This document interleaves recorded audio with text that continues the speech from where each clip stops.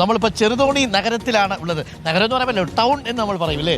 ചെറുതോണി ഇപ്പോഴും ചേർത്ത് പിടിച്ച മനുഷ്യരുടെ നാടാണ് അല്ലേ. പാലത്തിന് കുറുകെ ഓടി വന്ന പോലീസുകാരൻ നെഞ്ചോട് കുറുക്കെ കുഞ്ഞിനെ ചേർത്ത് പിടിച്ച നാടാണ് ചെറുതോണി. നമ്മൾ പ്രളയത്തെ മറികടന്ന മനുഷ്യരാണ്. ഗുഡ് മോർണിംഗ് ചേട്ടാ.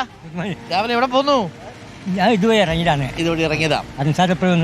ഞാൻ രാവിലെ വന്നു 7 മണി മുതൽ. നമ്മുടെ വാഴത്തോപ്പ് പോയി, പള്ളിയിൽ പോയി, വർത്താനമൊക്കെ കേട്ടു. മിക്കവാറും കാണാൻ സാറിനെ കാണാനുണ്ട്. എല്ലാ ദിവസവും കാണാനുണ്ട്. എന്താ ജോലി ചെയ്തിരുന്നേ? ഞാൻ ചെറിയ കൃഷിയാണ്. ഇവിടെ അടുത്ത് തന്നെയാണോ? ആ പറ്റണ നിങ്ങൾ പോയി വാഴത്തോപ്പ് പള്ളിയുടെ ആണല്ലേ. എന്താ കൃഷി അത്യാവശ്യം ലാഭം ഉണ്ടോ? അത്യാവശ്യം ഇല്ല അല്ലേ. വെള്ളമൊന്നുമില്ല, എന്ത് ചെയ്യാനാ? കാര്യമായിട്ടൊന്നുമില്ല. ഒന്നുമില്ല. എന്താ കൊക്കോയാണോ? കുറച്ച് കുരുമുളക് കുരുമുളക് ഇപ്പൊ വില കുറവാണോ? ആണോ? കുറച്ച് വിലയുണ്ട് അല്ലേ. എന്നാലും സാധനമില്ലല്ലോ. സാധനം ഇല്ല, വിളവില്ല. ജീവിതമൊക്കെ നന്നായി പോകുന്നു അല്ലേ. രാഷ്ട്രീയം എങ്ങനെയാ മൊത്തത്തിൽ ആര് കയറി വരും? ഇതിപ്പം റോയി ജയിക്കുള്ള കണക്കൂട്ടലൊക്കെ ഉണ്ട്. റോയി ജയിക്കാൻ സാധ്യതയുണ്ട്. അങ്ങനെയാണെങ്കിൽ റോഷി തോക്കും അല്ലേ.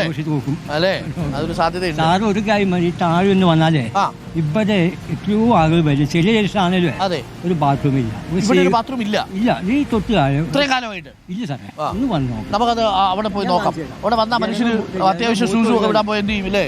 അവര് ഒരു 250 മീറ്റർ ഓടി പുഴയിൽ പോകണം. പുഴയിൽ പോയിട്ടാണ് ഇപ്പോഴും? അല്ല, പുഴ ഒരു ചെറിയ ബാത്റൂം ഉണ്ട്. ടൗണിൽ വേണം അല്ലേ. അത് പ്രധാനപ്പെട്ട ഒരു ആവശ്യമാണ് ചെറുതോണിക്കാരുടെ അല്ലേ. ഇല്ലാത്ത ഒരു സംഗതിയാണ്. ഉദ്ഘാടനം നടക്കുന്നുണ്ട്. 8-10 ഉദ്ഘാടനം നടന്നിട്ടുണ്ട്. ഒരു മൂത്രപ്പേര് വരെ ഇവിടെ വെള്ളമില്ല, ഒന്നുമില്ല. ബസ്സാനും മാത്രം. നമുക്കൊന്ന് ആ സ്ഥലം ഒന്ന് പരിശോധിക്കാം. നമസ്കാരം. ഇത് ഇടുക്കിക്കാരുടെ മനസ്സാ.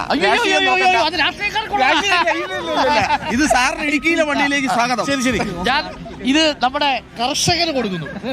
ചേട്ടൻ നമ്മുടെ കുരുമുളക് കർഷകനാണ് അല്ലേ. ഈ മനുഷ്യനൊക്കെ പണിയെടുക്കുന്നതിന് 10 പോലും നമ്മൾ ആർത്ഥത്തിൽ പണിയെടുക്കുന്നില്ല അല്ലേ. എത്ര കാലമായിട്ട് പണിയെടുത്തിട്ടുണ്ടാവും? ഒരു 40 വർഷമായി അല്ലേ. മണ്ണിനോട് പടവെട്ടുന്ന മനുഷ്യരാണ്. എത്ര കൊടുത്താലും മതിയാവൂല. അപ്പൊ ഉഷാറാവട്ടെ കാര്യങ്ങൾ. ഓക്കെ. ഡോക്ടർ അരുൺ ഞാൻ ഏറ്റവും ഇഷ്ടമുള്ള ആളാണ്. നമുക്ക് ബസ് സ്റ്റാൻഡിലോട്ട് പോകണം. അപ്പൊ ചേട്ടൻ പറഞ്ഞത് നമ്മൾ പരിശോധിക്കും. അപ്പോൾ പ്രിയപ്പെട്ടവരെ, നമുക്കൊരു കുഞ്ഞ് ഇടവേള വേണം. അതിനു മുമ്പ് ആ ബസ് സ്റ്റാൻഡോടെ ഒന്ന് പോയി കാണണം. 4 ഉദ്ഘാടനം കഴിഞ്ഞ ബസ് സ്റ്റാൻഡ് കാണണം. കണ്ടിട്ടേ പോകുന്നുള്ളൂ. നമസ്കാരം. സാറിനെ ഒന്ന് നേരിട്ട് കാണുന്നത് ഭയങ്കര ആഗ്രഹം ഉണ്ടായിരുന്നു. ഇതിന് ആ ഇലക്ഷൻ ഒരു മൂലം എനിക്കൊന്ന് കാണാൻ പറ്റി. സന്തോഷം. സാറിന് വേണ്ടി ഞാൻ ഒരു ചെറിയ പാട്ടുകാരനൊക്കെയാണ്. പിന്നെ പാട്ട് പാടുന്നു. പിന്നെ അതിന്റെ ഉപജീവന മാർഗം അതല്ല, എന്നാലും ഞാൻ 2 ലൈൻ പിന്നെ ഞാൻ അലുമിനിയം ഫാബ്രിക്കേഷന്റെ വർക്കാണ്, ഇന്ത്യയിൽ വർക്കുണ്ട്. അങ്ങനെ സാറിനെ കാണാൻ പറ്റിയ ഏറ്റവും വലിയ നമസ്കാരം. താരമാട്ടോ നിങ്ങൾ. താരമാണ് നിങ്ങൾ. ശരിക്കും പറഞ്ഞ ഒരു സെലിബ്രിറ്റിയാണ്. മമ്മൂട്ടി കഴിഞ്ഞാൽ ഡോക്ടർ അരുൺകുമാറാണ്.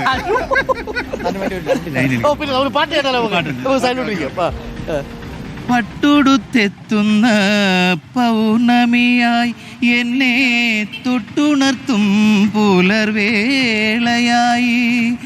മായാത്ത സൗവർണ്ണ സന്ധ്യയായി നീ എൻ്റെ മാറിൽ മാലയ സുഗന്ധമായി സുസ്മിതേ നീ വന്നു ഞാൻ വിസ്മിത നേത്രനായി നിന്നു പുളിയില കരയോലും പുടവ ചുറ്റി കുളിർ ചന്ദനത്തോടു കൂറി ചാർത്തി.